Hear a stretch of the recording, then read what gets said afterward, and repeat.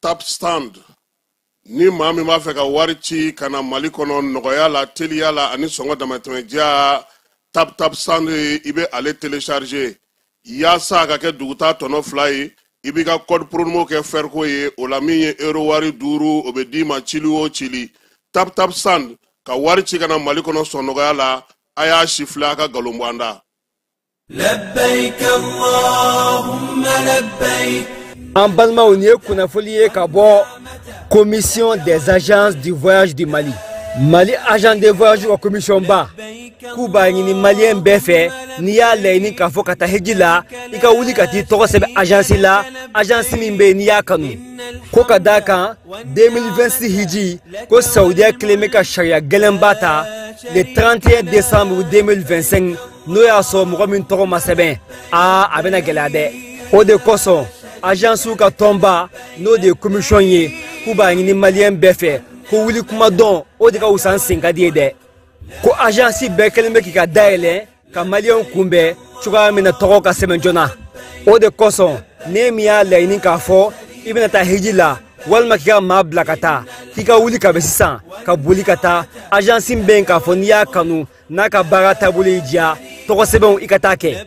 nin tun ye kunnafoni ye an ye kunnafoni min sɔrɔ ka bɔ Mali agent de voyage ka tɔnba la n'an k'a ma k'a fɔ commission ala k'a faamuya ko ɲuman di an ma assalamu alaikum. Agence Dunia Travel Service ako abi bonyamasegi foli kɛ ka ɲɛsin a ka sango hiji denw ma aw minnu ye danaya ta ka da kan aw ka hiji labɛn ni a kɛcogo ɲuman na n'an taara hɛrɛ la ka segi hɛrɛ la dumuniw ka ɲi bɛrɛbɛrɛli ka ɲi n'an mago bɛ diɲɛ fɛn fɛn na u b'a bɛɛ lajɛlen k'an ye donc an b'u fo k'u barikada directeur min tun b'a nɔfɛ n'o ye Amadu Mayiga ye a jɔra a jɔyɔrɔ la ɲɛmɔgɔya ko fɛn fɛn a jɔra a jɔyɔrɔ la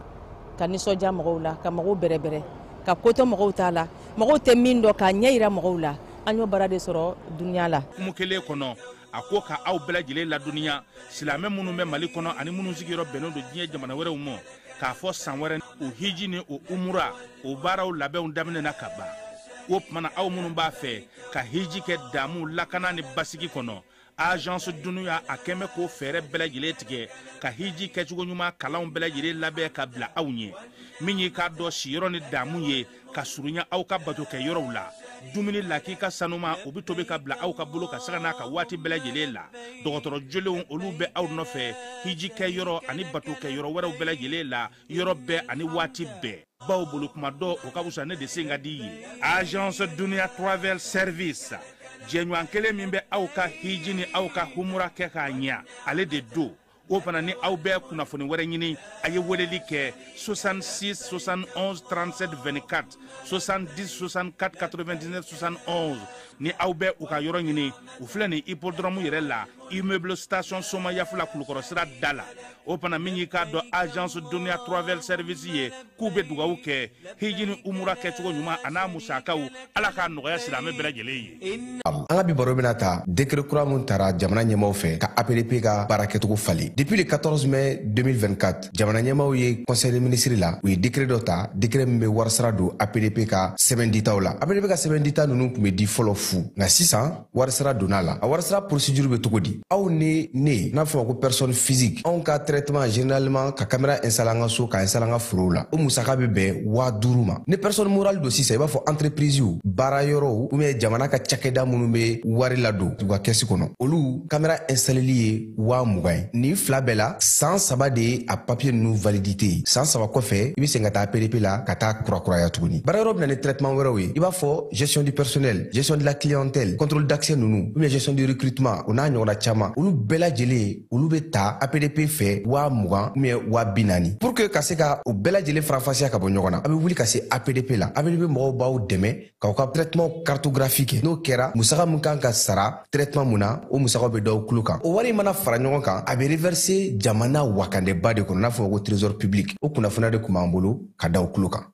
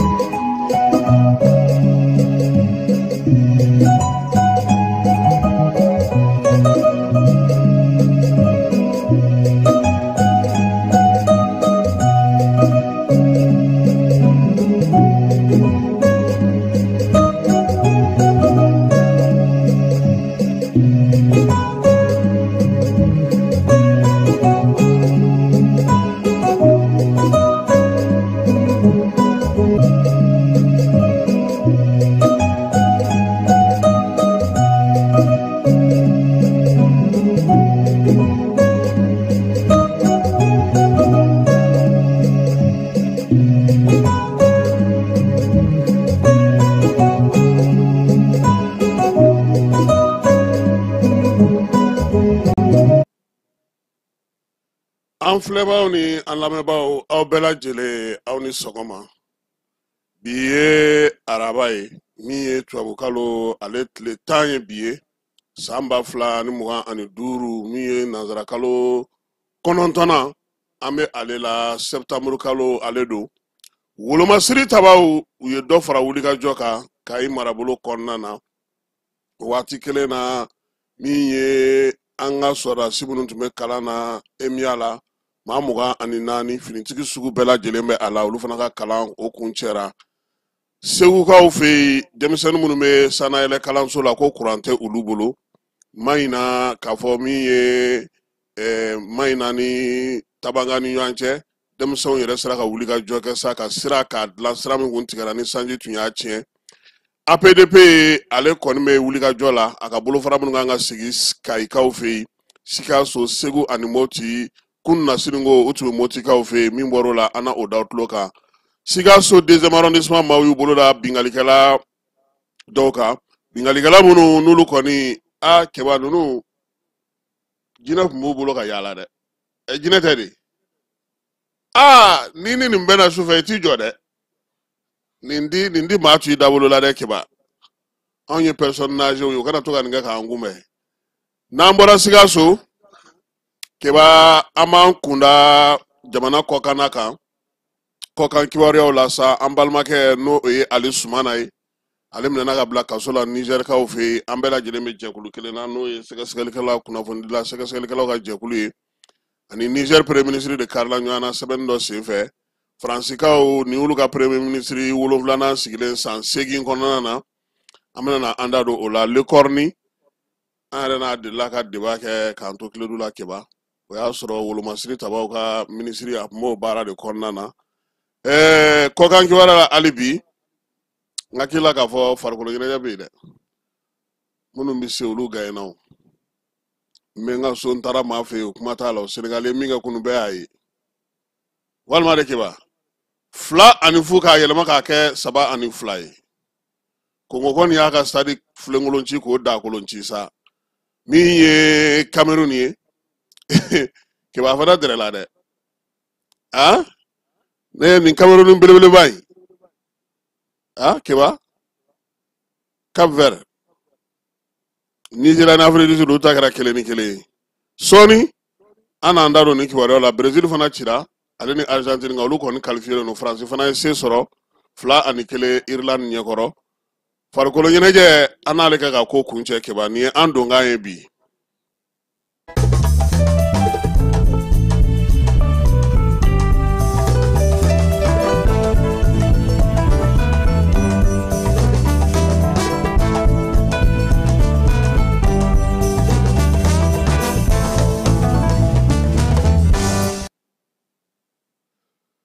kɛba ko n bɛ taa n da o bɛ daba ɲini cɛkɔrɔba nogojugu o kɔ ti dibi dɛ ni maa ye musokɔrɔnin ka jenbe tɔmɔ kɛba kana kɔn ka kɔntan dɛ foyi t'a kɔnɔ siramugu kɔ sɔgɔmada in na hakilila jigi ani ka jida ko dɔw sɛnɛ ka kɛba an ka sɔrɔdasiw u bɛ baara min na bi an ka jamana kɔnɔ n y'a f'i ɲɛna dɔgɔkun daminɛ na kɛba an yɛrɛ jɔyɔrɔba bɛ a la baara min bɛ sen na waleya min bɛ sen na ko min bɛ ka ta ka ɲɛsin an ka jamana kɔnɔdenw ma bi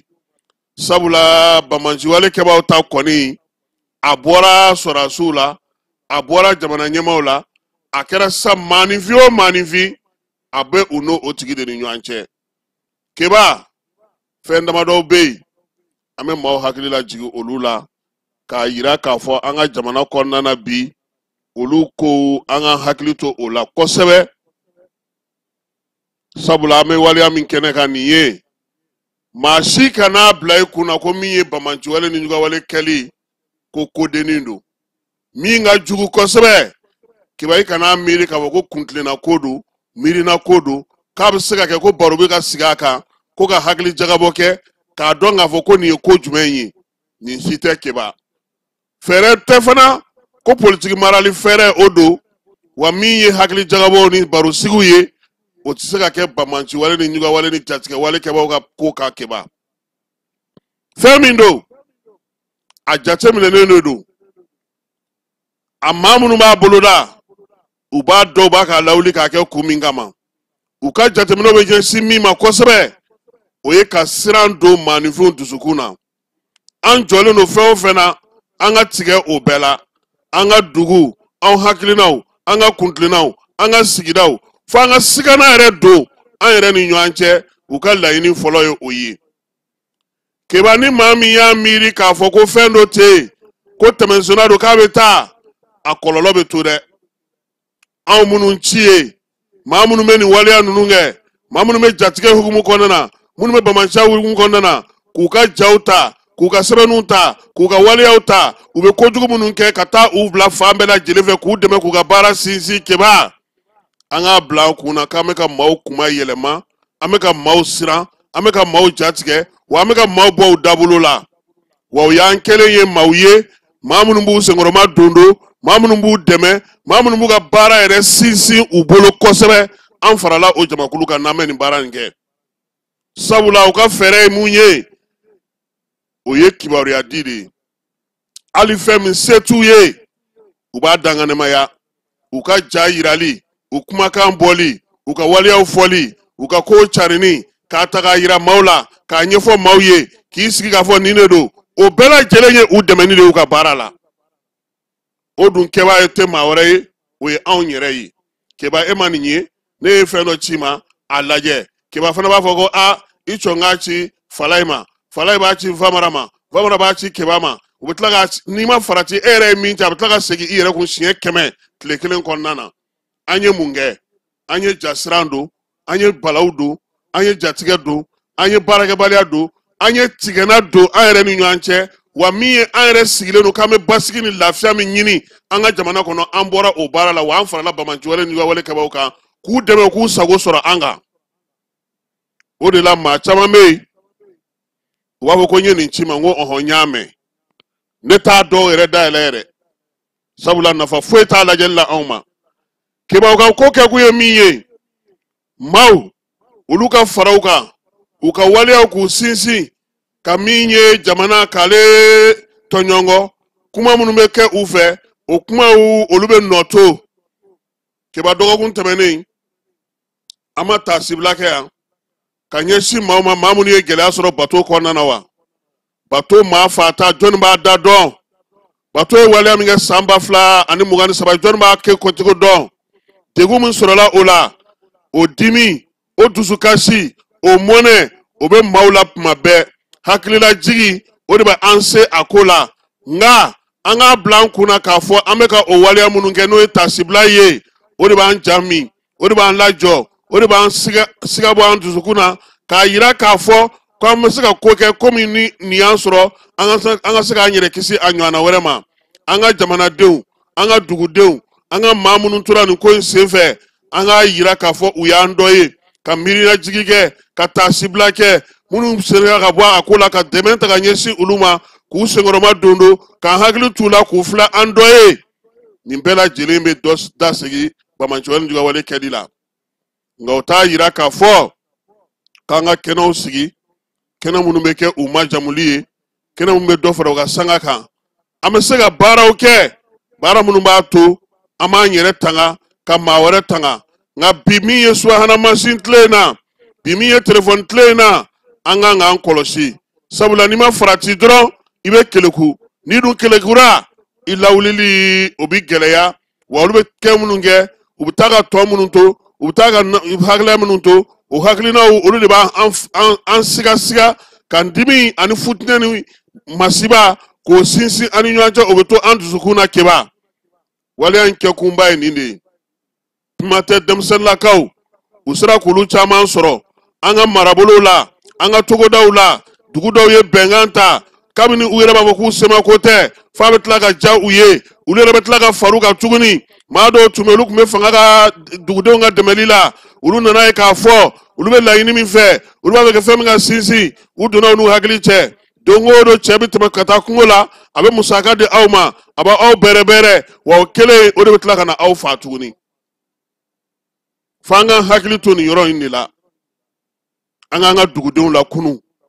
an k'u lajɔ fanga ka ye u kɛrɛfɛ keba dɛmɛni ka kɛ o dɛmɛ hukumu kɔnɔna na an ka wolomasiri tama fana ka baaraw u ka sinsin danaya ka don u ni jamanadenw ni ɲɔgɔn cɛ o k'a sɔrɔ kibaruya sanuman an b'o d'u ma an diinɛ ani an ŋaniya la yaasa an ka se ka bɔ degun in kɔnɔna na wulikajɔ min filɛ senna nin ye keba an b'a ɲini ɲɛmaaw fɛ a kana jɔ dɛ n'a bɛ kalo 6 ta hali n'a bɛ san kuru kara ta ni wulikajɔ ma kɛ nin ko in na maa ninnu ka tila ka t'u da tuguni ka t'u lafiya ka wuli k'u jɔ ka na an kama tuguni u bɛ ka don kuluwo fɛn fɛn kɔnɔ gosili minnu bɛ ka kɛ dɔ ka fara a kan hali bi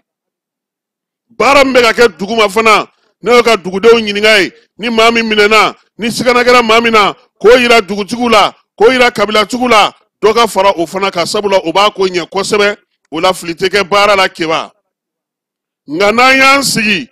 ka wulikajɔ kɛ nin tile 2 in na dɔgɔkun nata ka tila k'a fɔ wuli tuguni k'an sigi k'a fɔ ko nin y'a ko nɔgɔyalen o t'a nɔgɔyalen dɛ wulikajɔ in ka to sen na bɛɛ lajɛlen cɛsirilen don cogo min bi bɛɛ lajɛlen bɛ ka lakɔlɔsili kɛ cogo min bi bɛɛ lajɛlen kɛlen don k'i ka fɛɛrɛ tigɛ cogo min bi an ka to o bolo in kan o de ka ɲi janto yɛrɛla kɔrɔ cogo o de ka ɲi kosɛbɛ keba wolomasiri tabaw fɛn dama dama fana bɛ yen keba an k'o fɔ nin waati in na bi i b'a dɔn an ka sanu bɔ yɔrɔw sanu bɛ sɔrɔ yɔrɔ minnu na maa minnu bɛ bɔ yen dɔw fana bɛ taa jan da olu ye n'an b'a fɔ ma ko siratigɛlaw a ka ca Buguni mara Keɲeba mara San marabolo kɔnɔna na sanu bɛ bɔ yɔrɔ yɔrɔ olu fana nalen don ka na fara bamanciwale kɛbaw ka keba a dɔw ye sira tigɛ kunun ko Buguni yan fanfɛla la i b'a fɔ ko terrorisiw don nka minnu kɔni y'a kɛ Kayi mara la o fila u y'olu daji armée ale k'o la sa basigi ni lafiya olu nakun ye o ɲinini ye duguden minnu bɛ yen u k'a dɔn k'a fɔ k'u nakun ye olu de ko ye bamanciwale ɲɔgɔnwale kɛlɛli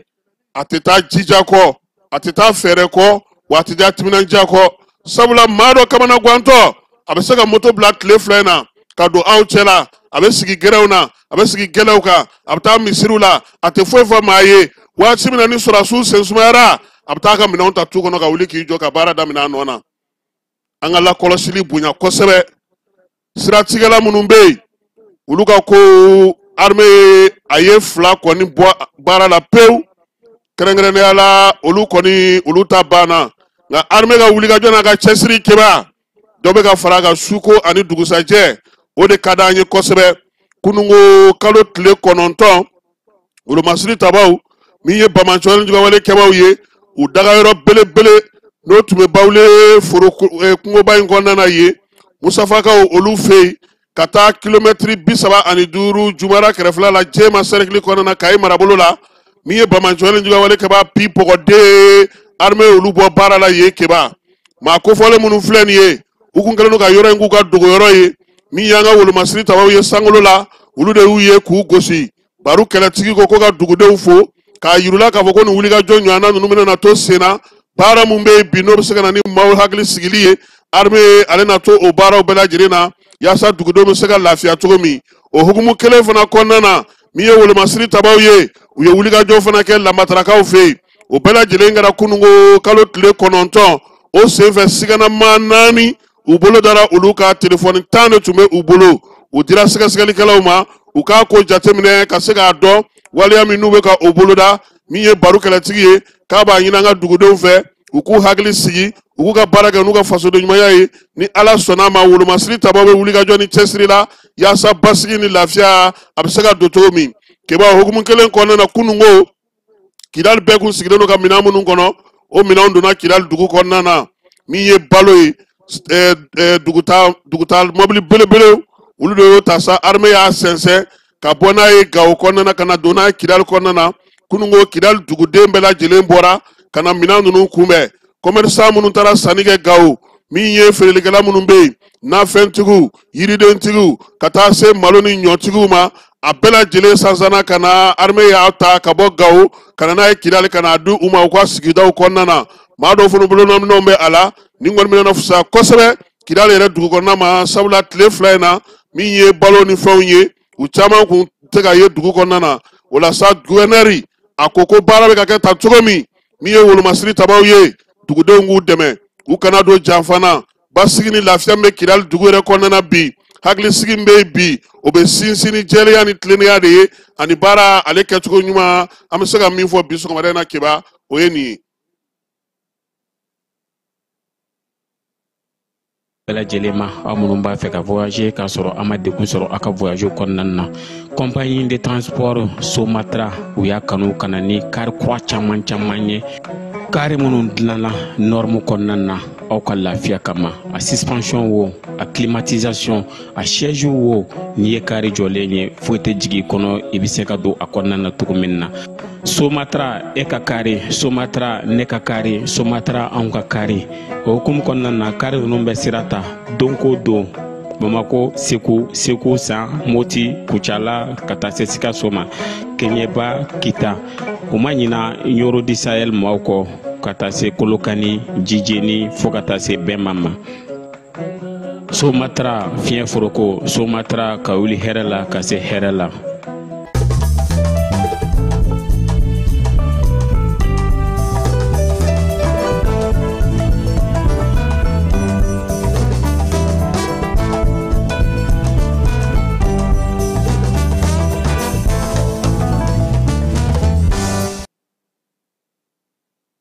Keba an bɛ taa Bubasi tɔgɔla Sorasi kalanso kɔnɔna na n'o ye Bubakari Sarasi ye ale kɛra wolomasiri tabaw ka minisiri ye Keba Alpha Markulane tele la ala y'a ka kalifa minɛ a la Tiɲɛfala sira ka Kulukoro a n'a terikɛ o la sa wolomasiri tabaw ka école min bɛ yen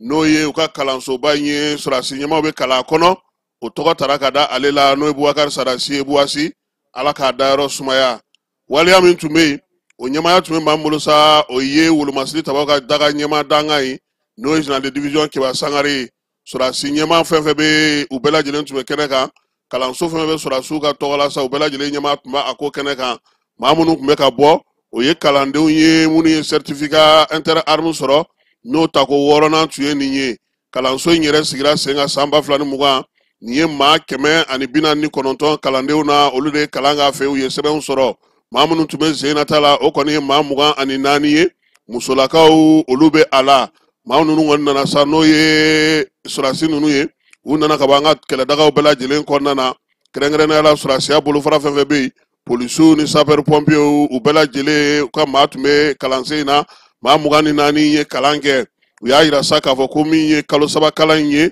a kɛra ni kalan ye kalan bɛ tali kɛ Sorasiya yɛrɛ dili la Sorasiya faamuyali la baara kɛcogo ɲuman ni ɲɛmaya o sigili la kɛlɛ fɛɛrɛw ale ni kɛlɛ kɛcogo ka taa se Sorasiya yɛrɛ ko bɛɛ lajɛlen faamuyali ma maa min kɔni ka kuru cayara ni bɛɛ ta ye o ye Jonas Keyita ye ka bɔ Zeni na ale ka kuru bɛnna 13 buruburu 96 ma 20 o sanfɛ a ka kuma la sa min ye kalanso in ɲɛmaa ye n'o ye colonel Ismaël Jagite ye a ko k'u ye kalan min kɛ kalo 6 in kɔnɔna na o bɛ tali kɛ takitigiko la min ye maramafɛnko ye baara yɛrɛ bɛ se ka kɛ cogo min na Sorasiw ka gun kan ale ni sɛbɛnniw kɛcogo ka se ka jaabiliw kɛ Sorasi baara kɛcogo la topographie baaraw olu yira a la n'u y'a sɔrɔ u ye kalaninjɛ kɛ bigi ni sɛbɛn na u taara kɛnɛ kan fana ka t'u fari jagabɔ min ye kalan in ye a y'a to sa ninnu kɔni ka se ka dɔ fara u ka kow kan ngilɛ o fana kɛr'u kunna ka taa se subahana mansin baaraw ma diɲɛ sereketa ni jo sariyaw olu bɛɛ lajɛlen kɛlɛ kɛr'u kunna ka se ka kɛ faamuyaka don u ka kow la min ye baara in ye sariya ko ta na sira fɛ fana sariya bɛ fɛn minnu fɔ o bɛɛ lajɛlen fɔr'u ye ka sɔrɔ k'u bila sa u yɛrɛ ka taa degeli baaraw k'olu sinsin min ye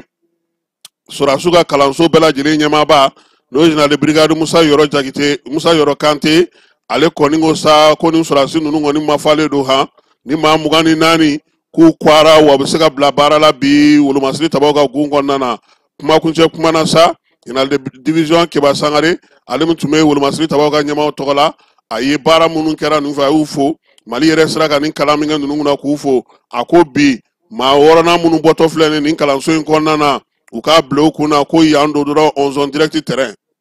wa ale nisɔndiyalen don a ye min ye kɛnɛ kan o b'a e tɛ taa wa i se de bɛ nin na wa i bɛ taa koyi anw di maa bila yan tuguni n'i kɔni kalanna k'i fasiri k'i kwa wa salon ayi o banna a mɛnna Keba ko directement on zone terrain n'an bɔra yen Keba an bɛ tɔma to yen an bɛna Bamako an bɛna duguba kɔnɔ kumaw la sisan Keba su min bɛ sigi tuma o tuma n'u b'a fɔ ma ko bubu jor ko kona Bamako ani Kulukoro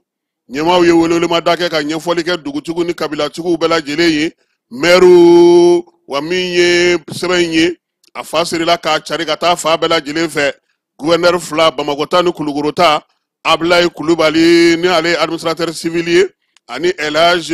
colonel Kapori Lamine Kapori Sanogo u bɛɛ lajɛlen ye ɲɛfɔli kɛ u ka kabilatigiw n'u ka dugutigiw ye yaasa baara min filɛ nin ye n'o ye su bubu jɔri ye a kana ye ɲɛ yɛrɛ la kuma tɛ k'a fɔ ko a lakadila musow yɛrɛ kɔni de tun bɛ waleya in kɛ kosɛbɛ keba u muso dama de tun bɛ fara ɲɔgɔn kan sa ka taa nin lahawta dɔ in kɛ ka tila k'a ja sansalama bɔlɔlɔ sanfɛ o la sa min ye ministre Mamadou Kasoge ale fana ye welewelema da bila procureur ma ja in mana ye yɔrɔ o yɔrɔ maa mana waleya kɛ procureur ka wuli k'u jɔ waleya ye a kunbɛnna ni nisɔndiya ye ni farifoni ye ani hakilina ɲuman ye dutigi dɔw y'o fɔ muso dɔw fana y'a yira sa k'a fɔ ko a ɲɛna kosɛbɛ kuma tɛ nin waati in na a tun bɛ ka kɛ damatɛmɛ ye min ye musolaka caman ye u y'a yira sa k'a fɔ ko olu kɔni kun miirina min don a bɔr'o minɛn kɔnɔ a mɛnna wa a bɛ ka taa ni tiɲɛni sira ye falenw ka don a la waleya in yɛrɛ n'an ka tabiyaw tɛ taa koyi anw segukaw fɛ yen Musa Bala Balo ni ale an ka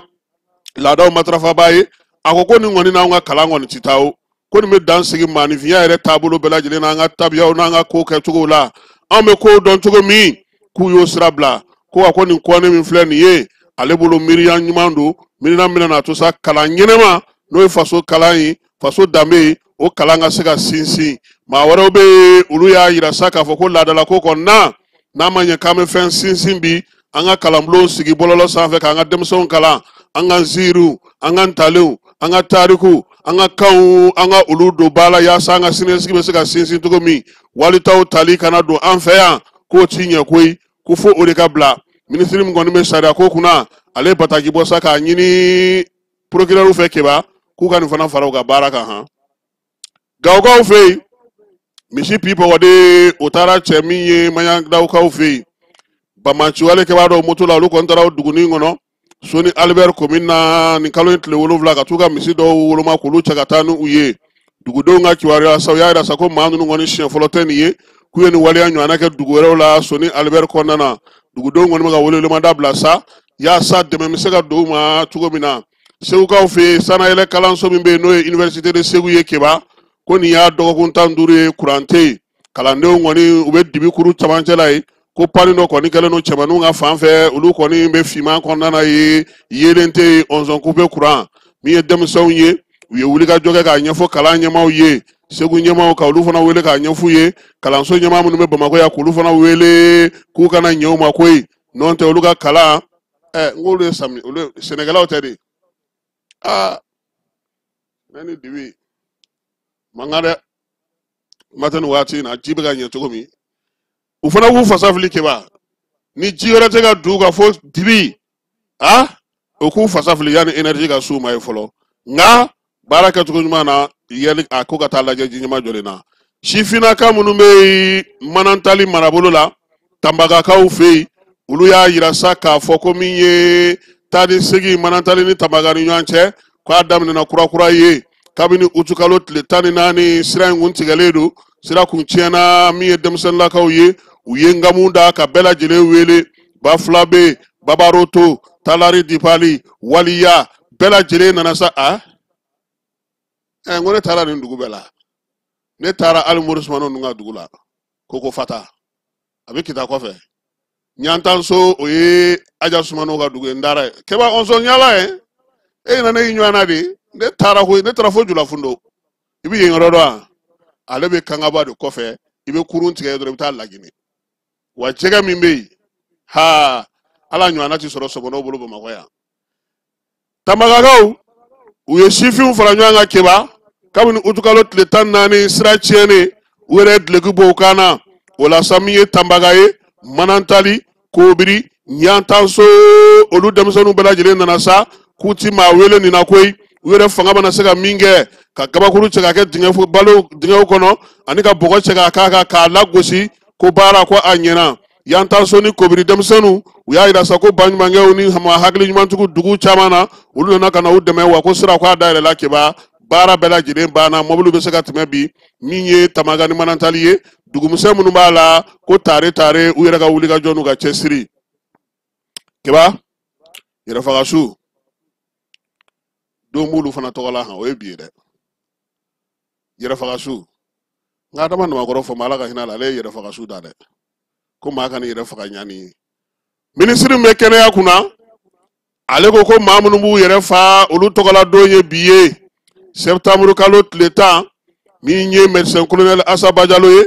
a ko yɛrɛfa in ko a bɔ fa ka ca n'i y'a ye ko maaw bɛ t'u yɛrɛ fa bi na ko minnu bɛ nin ko in kɔnɔna na k'u ka bɔ makun na u ka kuma maaw fɛ ni caman o de taara nin ko in sen fɛ koyi maa 170 diɲɛ kɔnɔ o de kɔni b'a yɛrɛ fa su ani tile Mali kɔnɔna na ya waleya in k'a bɛ ka sen sɔrɔ dɔɔni dɔɔni denmisɛnninlakaw olu de ka ca la kosɛbɛ ko waleya min don a bɛ tali kɛ kɛnɛyabaw la koyi ko sabula maa min bɛ nin kɛ i b'a sɔrɔ a bɛ kelenna kuma na a bɛ kɔnɔna kasi la a kɔnɔna tɛ dɔn maa fɛ bɛɛ lajɛlen kɛlen don k'a to yen tiɲɛ don dɔgɔtɔrɔ minnu bɛ yen n'olu bɛ kunkolola hakili jigin kɛ maaw la olu bɛ se ka u dɛmɛ nin baara in na nka keba k'an ka tiɲɛ fɔ ɲɔgɔn ye Asaba Jalo ko nin ko in k'a bɛ ka tɛmɛ a waleyaw kan sisan koyi fɛɛrɛ damadɔw bɛ yen o ye ka bilasirali kɛ kalansow kɔnɔna na baarakɛyɔrɔw la kana maaw to kuma bɛɛ u kelen ko he a ye cɛ in to yen koyi nin ti fara maa kan k'a ka fara k'o kɛ dɛ dɛnkɛrɛfɛ bɛ na ni kunkolo wuli ye maa min fana ti bɔ biro kɔnɔ fiyewu su ni tile miiriya jugu k'a b'i kunkolo wuli wa a b'i bila sira jugu kan ko jɛkulu minnu bɛ yen fara ɲɔgɔn kan denmisɛnnin jɛkulu u k'a lajɛ ka se ka olu kalan maa minnu fana bɛ yen n'olu bɛ baara kɛ bɔlɔlɔ sanfɛ ani minnu bɛ baara kɛ kunnafoni di gafew la Asaba Jalo ko a kɛlen don ka welewelemada bila ma an kana to maa si ka t'i k'a don juru la nin waati in na tuguni min ye kɛnɛya tigilamaw ye a b'a ɲini olu fana fɛ u ka lamɛnni bonya kosɛbɛ maa minnu bɛ yen n'u bɛ nin kɛnɛya ninnu baara ninnu kɛ u ka daw yɛlɛ maaw ye u ka maaw lamɛn a ko a bɛ welewelemada bila anw kunnafonidilaw ye an k'an jɔ an jɔyɔrɔ la koyi ko minnu bɛ fɔ ko ni maa y'a yɛrɛ fa yanni an ka girin k'a kuma fɔ ka taa fan jugu fɛ an k'a fɔ ka taa fan ɲuman fɛ yaasa a nɛgɛ ka bɔ maaw la maa minnu b'a fɔ k'u b'a ɲɔgɔnna kɛ a ko fana k'a b'a ɲini an fɛ an k'an cɛsiri k'an jija waleya minnu bɛ maaw tanga nin ko ninnu ma an ka olu fɔ maaw ye basigi ni lafiya bɛ na cogo min na Asaba Jalo ko bi don in kɔnɔna na an kana sɔn makun ka caya an kɛrɛfɛ an kana to maaw ka dimi an kana maaw da kunden to ten an ka gɛrɛ u la an ka duw kɔnɔ an ka sigidaw la an ka baarakɛyɔrɔw la a ko k'a bɛ welewelemada min da maaw ma bɛɛ lajɛlen ka i kɛrɛfɛmɔgɔw jate minɛ yaasa nin waleya in a bɛ se ka dɔgɔya cogo min bi min ye yɛrɛfa su a k'i b'a tubabu bɛ se dɔw la dɛ o wulu fatɔ tɔgɔ la dɔw bɛɛ b'u bolo nka manger bien don de t'u bolo o t'u bolo dɛ ani k'an jɔ k'an tufa fa wari la o journée tɛ yen e y'o journée ye fɔlɔ o tɛ yen o sinon fɛn bɛɛ journée bɛ yen hali sinankunya journée bɛ yen u bolo denw ka journée bɛ yen musow ka journée bɛ yen nka ka dutigi dɛmɛ k'a ka du balo o journée t'u bolo dɛ e y'o ye an bɛ taa Kuluba Keba kununko min ye Kuluba faama sigiyɔrɔ la ye polisi 2 k'olu k'u minɛnen don u labilara min kɛra kɛnɛ kan an ka jɛ k'o filɛ ministre Dawudu ale ne kun dalen n'u kan. Nous étions venus, comme vous l'avez dit, en audience sur le président de la transition chef suprême des armées. Nous sommes venus de rendre compte de l'arrivée effective, donc de la présence physique parmi nous de 2 de nos frères d'armes qui avaient été enlevés le 6 août dernier, à savoir le sergent-chef de police Abdraman Dambélé et le sergent de police Boubacar Dabo. Donc ils ont été enlevés à hauteur de Bamara Maoudé sur l'axe Tombouctou-Douanza. Par la grâce de Dieu et l'implication de l'ensemble des forces de défense et de sécurité, singulièrement l'implication des services de renseignement, ils ont été libérés hier, lundi 8 septembre. Donc nous sommes venus leur présenter physiquement au chef de l'État qui leur a prodigué des conseils et aussi pour dire que ça fait partie de notre vie. Quand on opte pour la vie militaire, on opte aussi pour certains risques. Je tiens ici à remercier singulièrement les services de renseignement qui sont vraiment impliqués pour cette libération. Saluer leur professionnalisme, les féliciter pour tout ce qu'ils ont eu à faire. Et dire aussi qu'ils sont parmi nous aujourd'hui. Donc tout de suite, ils seront pris en compte par une équipe médicale, notamment des psychologues. Et ensuite, ils vont regagner leur famille. Donc, nous saluons vraiment le dénouement heureux de cet enlèvement. Et dire que, encore une fois, les forces de défense et de sécurité, partout où nous sommes, nous allons lutter contre le terrorisme. Cela ne va pas nous décourager, cela ne va pas nous dérouter de notre mission régalienne de défense opérationnelle du territoire, de la protection des personnes et de leurs biens. Et autant je suis heureux de retrouver les deux compagnons d'armes ici, c'est aussi le moment d'avoir une pensée pieuse pour certains aussi de nos frères d'armes qui sont en captivité, en otage, leur dire ceci. Nous sommes avec eux, ils ne sont pas seuls, ils ont notre message d'accompagnement et toutes les dispositions sont en train d'être prises pour qu'ils puissent eux aussi recouvrir la liberté et leur dignité. Et par la même occasion, présenter les condoléances à ceux qui aussi n'ont pas pu avoir la chance de retourner parmi nous, ceux qui ont perdu la vie dans les geôles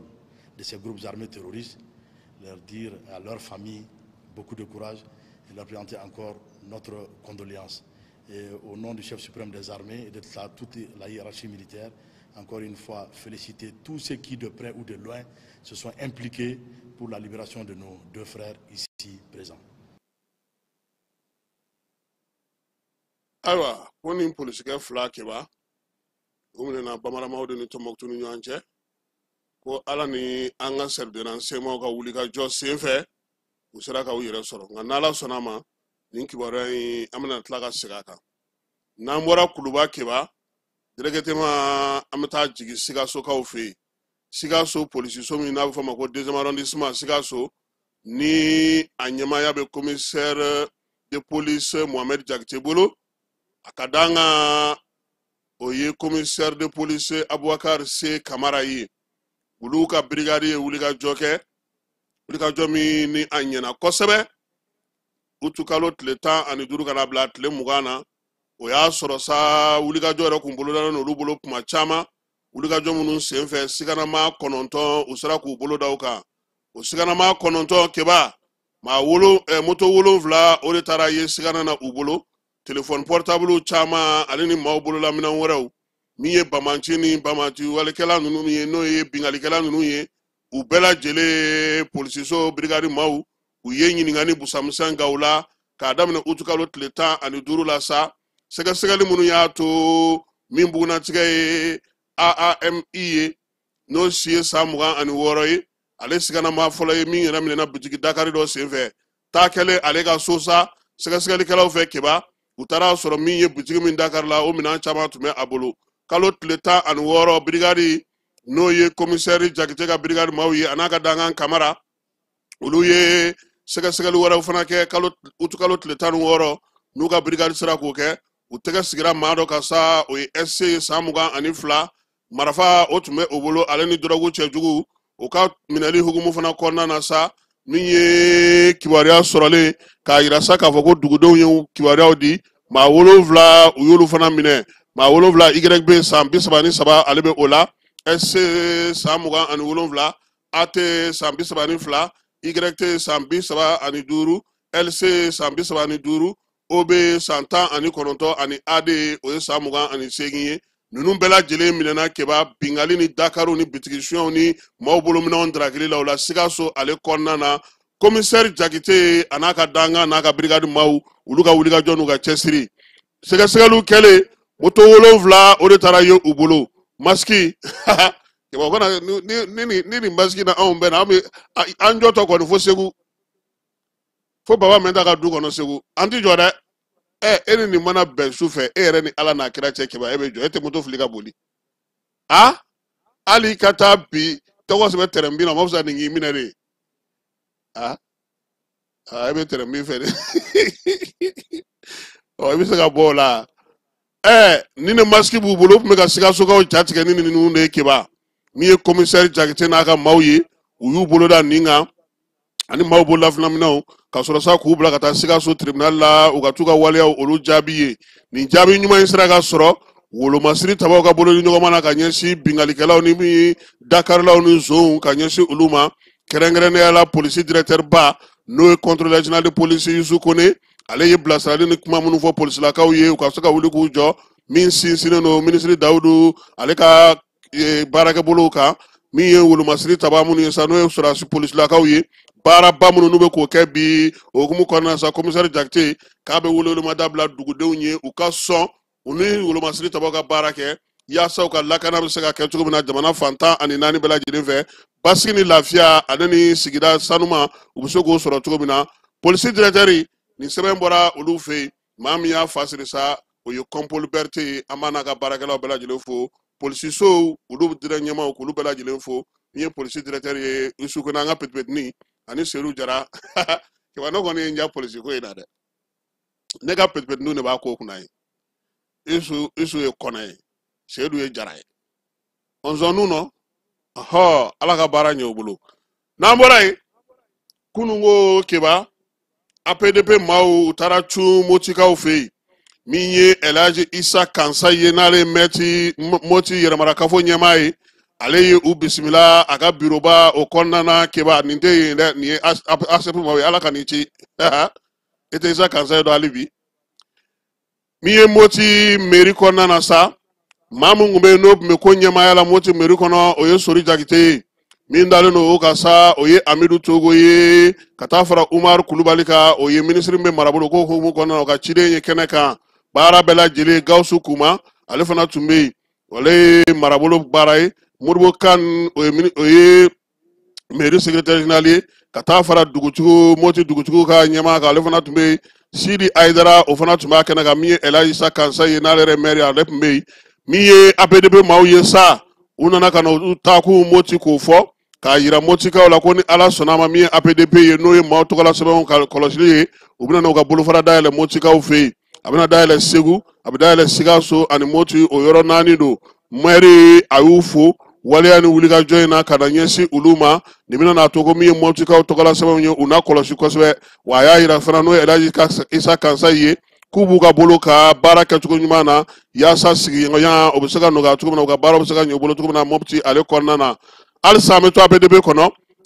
ASEP n'o ye kunnafonidilaw ka minnu bɛ gafe sɛbɛn olu ka tɔnba ale bureau kura maaw olu bɛ munumunu salo la ka t'u ka tɔn maa 25 min sigira ni Bubakari Yaliko y'a ɲɛmaa ye ka taa maaw fɛ ka taa bɔ u ye o hukumu kɔnɔna na sa min ye APDP ye u donna yen fana min ye professeur Mamudu Samasegu ye ale y'u bisimila baara ninnu ye tali kɛ min na sa ASEP nana ka na kɛrɛnkɛrɛnnenya la maa minnu bɛ yen n'olu ye jɔyɔrɔ sɔrɔ ASEP kɔnɔna na n'o ye bureau kura ye ni Yaliko b'a kunna u nana ka na o de yira APDP maaw la APDP ale na anw kɔni kunnafonidilaw an ye ɲɔgɔn ta ɲɔgɔn ye baara min bɛ se ka kɛ an n'u ni ɲɔgɔn cɛ maaw tɔgɔla kunnafoniw la kɔlɔsili la k'o bɛɛ lajɛlen sansalama min ye baarakɛ ɲɔgɔn ɲumanya bɛ se ka don u ni ASEP cɛ cogo min na maaninfinw olu bɔgɔnatigɛ sɛbɛnw la kɔlɔsili la kuntilenna kelenw ɲɔgɔn dɛmɛw o hukumu kɔnɔna na kumaw ye tali kɛ o la APDP ɲɛmaa a ma nɔgɔ to kuma na a ko ko bɛɛ lajɛlen dama ka ka maaw tɔgɔla kunnafoni sɛbɛnw kɔlɔsili la kuma tɛ anw kunnafonidilaw min ye APDP ɲɛmaaw ye u bɛ bilasirali minnu kɛ u bɛ don minnu sigi sen kan ani u bɛ waleya minnu kɛ sa u y'a yira sa k'a fɔ ko si tɛ se ka kɛ kunnafonidilaw kɔ wa u y'a yira sa ko nin baara min kɛlen filɛ nin ye nin bɛna kɛ sigikafɔ kɛnɛw sigitɔ ye sa u ni kunnafonidilaw ni ɲɔgɔn cɛ n'o ye kunnafonidila minnu bɛ gafe sɛbɛn n'o o ye éditeur ye olu ka tɔn ka se ka ɲɔgɔn dɛmɛ baara tacogo ɲuman kɔnɔna na min ye anw fana ye keba k'an fana ka taa an dan tigɛ dɛ journal bɛ maa b'a bolo radio bɛ maa b'a bolo bɛɛ bɛ tigɛ i ka maaw bugunatigɛ sɛbɛn fɔ APDP la koyi a kɛcogo bɛ yen a ɲuman bɛ yen n'i taara ni ma Aidara ye i bɛ Segali ye walima i bɛ taa ne ka cɛ fɛ yen e de ka cɛ Ismaël ye Ismaël aw de ka maa ye aw ye kunnafonidilaw ye aw ni yɔrɔ ninnu de ye baara kɛ ɲɔgɔn ye yɔrɔ siri bɛ on zone nous argent walima an bɛ taa professeur fɛ yen de APDP a sigilen don école Mamadu Konate o kɛrɛfɛla la coyi ni maa min b'a fɛ ka video caméra sigi ka yɔrɔ la n'i b'a fɛ ka baara o baara kɛ maaw bugunatigɛ sɛbɛn na kiba i bɛ t'i dama kasi u fɛ yen u bɛ bilasirali d'i ma yaasa kɔlɔlɔ o si kana yɛlɛ i kan n'o tɛ n'olu n'i ma bɛn kiba olu ka kiiriso ye olu b'ale ka cybercriminalité yen olu ka kiiriso ye kiba min taa kɔkan kibaruyaw la an baarakɛ ɲɔgɔn n'o ye Ali Sumana ye k'ale bilara mandat de dépôt la ka taa min ye Niger kaso la n'u b'a fɔ ma ko SEI ale sumana ale kunnafoni gafe ɲɛmaa ye a fɔ masa ko kuru n'a bɛ bɔ dɔgɔkun o dɔgɔkun min ye ale sumana ye ale kɔni minɛna ntɛnɛn tɛmɛnen sabula ko a ye nkalon k'a ye sɛbɛnni kɛ ka ɲɛsin min ye Niger premier ministre ma sɛbɛn in ma da gafe kɔnɔna ma a bilara bɔlɔlɔ sira fana fɛ walasa premier ministre n'o ye Ali Mamani Lamine Zɛni ye ale kɔni ye plainte do ka taa journaliste juguya la walasa kari don n'o ye septembre kalo tile 7 ye nɛgɛ kanɲɛ 6 min ye finitigilakaw ye n'o ye polisiw ye u taara an balimakɛ in n'an kunnafoni di ɲɔgɔn ye ale nɔfɛ ntɛnɛn sɔgɔma ka taa n'a ye kiiribon na o kɔfɛ sa kiiri y'a yira sa k'a fɔ ko a kɔni k'u b'a mara u bolokɔrɔ yan'a ka kiiri don cɛ an balimakɛ in u y'a yira sa k'a fɔ ko nin kɔni t'a siɲɛ fɔlɔ ye utukalo tile 28 a kun ye sɛbɛnni fana kɛ sɛbɛnni min kun bɛ tali kɛ waleya min bɛ tali kɛ sigarati ko la min ye duwalakaw ye ale ni premier ministre ko tɔgɔ bɛ sɛbɛn in na o de hukumu kɔnɔna sa sariyatigiw kɔni y'a wele k'u b'a lamɛn kɛrɛnkɛrɛnnenya la kuma tɛ a ye fɛn minnu fɔ daliya minnu b'a bolo a ka taa n'olu ye kuma tɛ kuma min taara ka ɲɛsin Niger premier ministre ma Air Info Agadez n'o o ye Manzo ka journal ye ale de ye nin fasiri surankaw fɛ yen ko drone 4 ye gosili kɛ yen drone jɛkulu minnu bɛ yen n'olu kɔni ni fanga karilen don ɲɔgɔn na sa olu de ye baara kɛ kununko maa caman kɔni faaba kɔnɔna na olu ye degun sɔrɔ drone in ka baara senfɛ sabula ko courant tigɛra u ka dugu caman na Omdurman ale ni Khartoum yɛrɛ o kɔnɔna na Egyptekaw y'a yira sa ko Ngilɛw ka bɔlɔlɔkan baarakɛla min b'u fɛ yen ni Egypteka don fana ani fana ni Ngilɛ fana don ko u ka jamana ɲɛma ale kɔni y'a ɲini sa ko Abdel Fattah al-Sisi ko k'a lajɛ k'a ka kow jateminɛ jo sariya tigiw tun ye sɛbɛn don sa k'a fɔ ko maa in ko k'a lajɛ min ye nɔminɛli min b'a la sa a ka sɛgɛsɛgɛ joona maa min ye maa 7 ɲɔgɔnna a n'o bɛɛ lajɛlen minɛnen don ɲɔgɔn fɛ Egyptekaw don wa min ye Ngilɛw olu ka dugu maaw fana don Tunisie jɛkulu dɔw bɛ yen n'olu ye bɔlɔlɔ baarakɛlaw ye olu y'a yira sa kɔni k'olu ye wulikajɔ kɛ ka bateau ɲini u bɛna taa min ye balo kɔni di gazakaw ma waati min na minɛnw kɔni donna bateau kɔnɔ mugu dɔ nana kɛ bateau in yɛrɛ la dayi an y'an sen fa nka bɛ taa dɛmɛ nin n'u y'an dasi k'a sɔrɔ a ma bɔ an nɔ na kɔgɔji yɛrɛ sanfɛ kɛba an tɛ segin min ye jɛkulu in ye a kɔni tun ye welemada bila bɛɛ lajɛlen ye maa maa bɛ bɔlɔlɔ baara kɛ sa k'u ka dɛmɛ di k'u bɛ taa di gaza denmisɛnninw ma nka bateau yɛrɛ labɛnnen drone dɔ nana ka na bateau gosi Tinisikaw o kɛra olu fɛ yen Faransi Sébastien Lecornu ale taara ka kɛ premier ministre ye Macron o de y'a sugandi a bilara maa min nɔ na sa o ye François Bayrou ye François Bayrou min kun taara ka taa lajɛ ɲini danaya ɲini wasabulon kɔnɔna na n'a ma se k'a sɔrɔ min ye nin premier ministre kura in ye keba wolomasiri tabaw ka ministeriya a b'o la kabini san 2022 min ye députéya a y'o kɛ premier ministre nin ye Macron ka 7nan ye keba san 8 kɔnɔna na a yɛrɛ IBK ka record baati sa o IBK ta kɛra 6 de ale ta kɛra 7 ye san 8 kɔnɔ a dun ma tila fɔlɔ sabula n'u bɛ ɲɔgɔn na hali bi min ye Assemblée nationale ye ko maa min sugandilen filɛ nin ye k'a n'olu ka surun ɲɔgɔn na lala peut-être a n'u bɛna se ka bɛn a kɔni sugandira kununko ntɛnɛn ka kɛ ɲɛmaa ye n'o ye fanga ɲɛmaa ye waati min na Faransi kɔni bɛ gɛlɛyaba kɔnɔna na gɛlɛya min san musaka halisa wasabulon mɔgɔw ma sɔn a ma Faransi bɛ ka balo k'a sɔrɔ sariya sigilen tɛ min ye juru min b'u la fana o fana ka ca Ukraine ni Irisi ka kɛlɛ o hukumu kɔnɔna na a yira sa k'a fɔ ko min ye Ukraine Irisilakaw ye u taara mugujugu wɛrɛ ci tuguni ka ɲɛsin Ukrainekaw ma dugumisɛnnin dɔw la ka maaw kɔni jatigɛ ye kosɛbɛ min ye waleya in ye sa k'a bɛ ka tali kɛ waati min na Irisi bɛ labɛn belebele la Europe jamana 2 n'o ye Anglɛw ni Faransi ye k'u bɛna kɛlɛkɛcɛw bila ka taa dugu ma min ye Irisi ɲɛmaaw ye u ko n'u y'u bila ka na k'u b'u don kasange kɔnɔ ko k'u lasegin u ma maaw kɔni sigilen don k'o ko in lajɛ États-Unis ni Egypte ani jamana wɛrɛw keba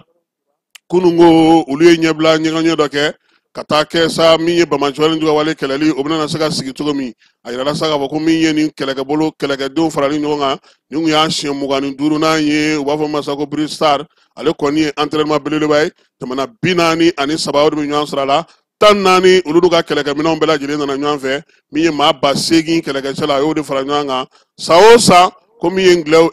Egypte ye ale ni États-Unis u bɛ nin baara in kɛ farikolo ɲɛnajɛ ko ta na sira fɛ an ka farikolo ɲɛnajɛkɛlaw npogotigininw olu ka bɔko sabanan kɔnɔna na kununko Afrobasket la keba u ye tɛgɛ ci Laginɛ ɲɛ kan 44 o de donna u ni Laginɛ ni ɲɔgɔn cɛ coupe du monde éliminatoire ko na sira fɛ sa Sénégal ka olu kun y'u senb'u kɔnɔkɔrɔ ka taa kunungo République démocratique du Congo la o tora Sénégal ta la 3-2 nka min ye RDC ye ale de kun kɔnna ka 2-0 kɛ Sénégal la Sénégal nana ka na bɛɛ lajɛlen jibɔ ka tila ka sabanan k'o fara kan ka se sɔrɔ walasa u ka dugudenw kɔni ko k'u ka ndolati terrain k'a tɛ si u y'a bɛɛ lajɛlen kari Nigeria ale ni Afrique du Sud o kɛra 1-1 ye Nigeria kaw yɛrɛ cɛdu dasiw yɛrɛ kun a fila bɛɛ lajɛlen donn'u fɛ Cap Vert ale kɔni de ye surprise créé Keba sabula ale ye Cameroun gosi 2-1 min ye nin jaabi tɔ ninnu bɛɛ lajɛlen sa n'olu sɔrɔ wula fɛ nansaralakaw fɛ yen Faransi ale ye 2-1 kɛ kunungo Irlande la Mbappé a ye penalty don ka tila ka pasi kɛ a ka cɛden ma o fana ye cɛdu dasi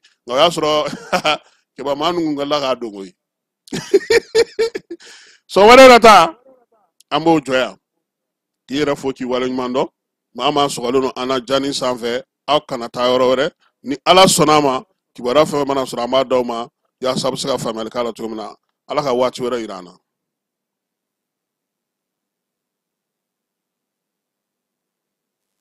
Tap stand ni maa min b'a fɛ ka wari ci ka na Mali kɔnɔ nɔgɔya la teliya la ani sɔngɔ damatɛmɛdiya tap stand i bɛ ale télécharger yaasa a ka kɛ duguta tɔnɔ 2 ye i b'i ka code promo kɛ Ferko ye o la min ye euro wari 5 o bɛ d'i ma cili o cili tap stand ka wari ci ka na Mali kɔnɔ sɔn nɔgɔya la a y'a sifilɛ a ka galon bɔ an da